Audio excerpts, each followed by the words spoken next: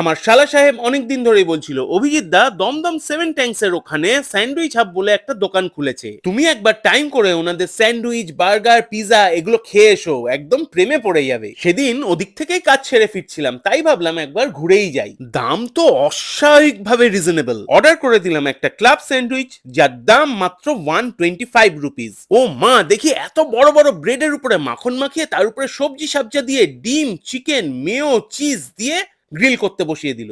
দেখেই বুঝলাম এ স্যান্ডউইচ ভালো হতে বাধ্য। ওনারা স্যান্ডউইচের সাথে টমেটো সস, গ্রিন চাটনি এবং পটেটো চিপস দিয়ে সার্ভ করেন।